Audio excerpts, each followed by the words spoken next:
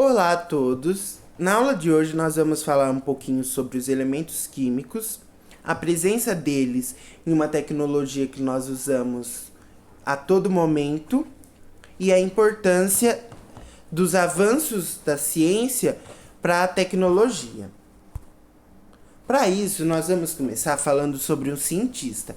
O nome dele é Mendeleev e ele é considerado o pai da tabela periódica, porque em 1869 ele organizou os elementos químicos em uma tabela, aonde no horizontal nós teríamos os elementos em ordem crescente, ou seja, do menor ao maior de massa atômica. E nas linhas verticais, os elementos estavam colocados com propriedades físicas e químicas semelhantes. E uma curiosidade sobre ele é que o trabalho dele previa a descoberta de alguns elementos que ainda não se sabiam se existiam ou não. E além disso, ele já deixou separado o local na tabela onde esses elementos que posteriormente seriam descobertos ficariam. E ainda falou sobre as propriedades físicas e químicas desses elementos que não foram descobertos. E Mendeleev foi o primeiro cientista a publicar um trabalho referente às propriedades dos elementos. Posteriormente a ele, nós vamos ter Moseley, que em 1913 ele realizou um experimento com raios X e descobriu o número atômico, que é representado pela letra Z, e que representa também a quantidade de prótons que vão existir no núcleo dos átomos de cada elemento. Por isso que a tabela periódica atual ela é organizada em linhas horizontais, crescendo o número atômico. Para a gente ver esse crescimento do número atômico, nós podemos observar que a primeira linha da tabela periódica, nós vamos ter dois elementos. Esses dois elementos estão com um número atômico 1 e 2. Ou seja, o hidrogênio tem o número atômico 1, depois dele nós vamos ter o hélio com o número atômico 2. Depois desses elementos, o próximo vai estar na segunda linha, que é o elemento lítio, com o número atômico 3. E assim a tabela periódica vai crescendo. Após ele, nós vamos ter o berílio com número atômico 4 e assim por diante.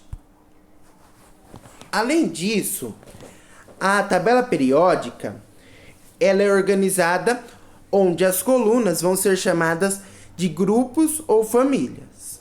E os elementos de um mesmo grupo ou de uma mesma família vão possuir propriedades muito semelhantes. Um exemplo prático disso é que os elementos que estão na mesma família vão possuir a mesma quantidade de elétrons na camada de valência, ou seja, na última camada eletrônica. Então, os elementos da família 1 vão possuir um elétron na camada de valência. Os elementos da família 2 vão possuir 2 elétrons na última camada. Os elementos da família 13 vão possuir 3 elétrons na última camada. Os elementos da família 14 vão possuir 4 elétrons na camada de valência. Os elementos da família 15 vão possuir 5 elétrons na camada de valência. Os elementos da família 16 vão possuir 6 elétrons na última camada. Os elementos da família 17 vão possuir 7 elétrons na camada de valência. E os elementos da família 18 vão possuir 8 elétrons na camada de valência. Além disso, a tabela periódica vai ter uma divisão das famílias ou dos grupos, porque algumas famílias vão possuir alguns nomes específicos, como por exemplo, a família 1 é conhecida como os metais alcalinos. A família 2 são os metais alcalino-terrosos. A família 16 é a família dos calcogênios. A família 17 é conhecida como halogênios. E a família 18 é a família onde se encontra os gases nobres. Além disso, a tabela periódica é dividida entre elementos representativos e elementos de transição. Os elementos representativos são aqueles que estão nas famílias 1, 2, 13, 14, 15, 16, 17 e 18. E os seus elétrons mais energéticos vão estar sempre nos subníveis S ou P. Já os elementos de transição são aqueles elementos que estão nas famílias 3, 4, 5, 6, 7, 8, 9, 10, 11 e 12. E eles ainda têm uma subdivisão. Eles são divididos em elementos de transição externa, que são aqueles elementos que estão ali no centro da tabela periódica, aonde o seu elétron mais energético vai estar no subnível D. E os elementos de transição interna são aqueles que estão abaixo do corpo principal da tabela periódica. E os elementos de transição interna ainda têm uma subdivisão. Eles são divididos em séries. A série dos lantanídeos e a série dos actinídeos. E os elementos de transição interna vão ter o seu elétron mais energético no subnível F. Uma outra divisão da tabela periódica são os períodos. Na tabela existem 7 períodos, que são as linhas horizontais. E os períodos vão indicar a quantidade de camadas eletrônicas que os átomos vão possuir. Por exemplo, um elemento que está no primeiro período, como o hélio, vai possuir uma camada. Um elemento do terceiro período, como por exemplo o cloro, que vai estar no terceiro período e na família 17, vai possuir 3 camadas. Um elemento do sétimo período vai possuir 7 camadas e assim por diante. Mas mesmo estudando sobre os elementos químicos, às vezes isso parece ser uma coisa um pouco distante da nossa realidade. E para isso, eu queria falar sobre uma tecnologia que nós usamos a todo momento, que são os nossos celulares. Mas para falar sobre os nossos celulares, nós vamos precisar voltar um pouquinho no tempo.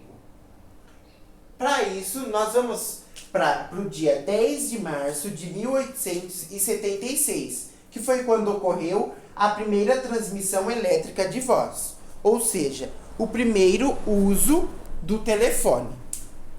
De lá para cá, muitas coisas mudaram, principalmente nas estruturas e nas funções dos telefones. Por quê? Os primeiros telefones pesavam aí cerca de 5 quilos e tinham formato de caixas. De 1876, que foi a primeira transmissão elétrica de voz, o primeiro uso do telefone, muita coisa mudou. E eu acredito que a população da época jamais iria imaginar que hoje nós podemos carregar os telefones no bolso, que existem celulares de várias cores, de vários modelos, que a gente consegue fazer chamada de vídeo, tirar fotos e etc. E toda essa modernidade é resultado do avanço tecnológico. E esse avanço só ocorreu e só vai continuar ocorrendo por conta do avanço científico, que sempre traz melhorias para as nossas vidas.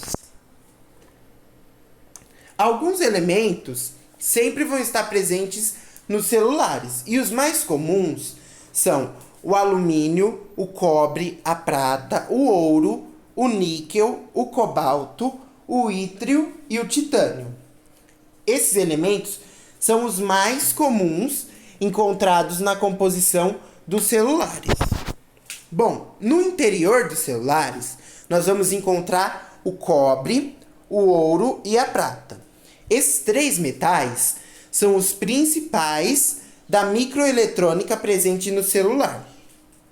Só que um exemplo prático é que quando a gente vai fazer uma ligação ou quando a gente vai mandar um áudio no WhatsApp, nós usamos o microfone do celular. E nesse microfone nós vamos encontrar uma boa quantidade de níquel. Já quando a gente está assistindo, ouvindo uma música ou assistindo os stories do Instagram ou até mesmo ouvindo um áudio, nós usamos os alto-falantes dos celulares. E neles a gente vai encontrar 3 elementos: o praseodímio, o neodímio e o gadolínio, que vão estar presentes naqueles ímãs dos alto-falantes. E também é muito comum a gente deixar o celular no modo vibrar. E esse modo vibrar só existe por conta de 2 elementos, o disprósio e o neodímio. Já o silício é um dos principais componentes dos semicondutores, que é o material básico para a produção dos transitores dos chips e dos processadores dos celulares. E um dos componentes mais importantes também para os celulares é a tela, porque sem ela a gente precisaria voltar a usar aqueles celulares com botões. E para que essa tela seja sensível ao toque, existe uma mistura de óxido de índio e óxido de estânio, que vai estar localizado em uma película que vai conduzir a eletricidade. Já um outro exemplo é que quando a gente vai assistir um filme ou uma série pelo celular, ou até mesmo na hora que a gente vê uma foto, nós podemos ver algumas cores que são mais vivas, como o vermelho, o azul e o verde. E essas cores, elas são produzidas graças a pequenas quantidades de metais usados na tela dos celulares. Entre esses, a gente pode destacar o lantânio, o térbio, o praseodímio, o európio, o disprósio e o gadolínio. Além disso, muitos celulares vão ter o acabamento em plástico. E esses celulares vão ter na sua composição também, no seu acabamento, o elemento bromo e níquel, que são adicionados para reduzir as interferências eletromagnéticas. Já aqueles celulares que têm um acabamento em metal, vai ser usado o elemento alumínio. Bom, nós podemos ver, por meio dessa aula, que os elementos químicos estão presentes no nosso cotidiano, principalmente no nosso celular, que a gente usa o dia inteiro. Mas os avanços que o telefone deu de 1876, que foi quando houve o primeiro uso dele, para cá, só ocorreram por conta da ciência. A ciência vai avançando e a tecnologia vai avançando juntamente com ela. Então, os avanços que a ciência deu de lá para cá propiciaram essa tecnologia que a gente usa e muitas outras. Então, a mensagem que eu gostaria de deixar ao fim dessa aula é que vocês sempre apoiem a ciência, porque foi por meio dela que hoje a gente tem essa tecnologia e muitas outras tecnologias e comodidades para o nosso dia a dia. Bom, essa foi a nossa aula de hoje. Se alguém tiver alguma dúvida, eu estou à disposição. Espero que vocês tenham gostado e até a próxima aula.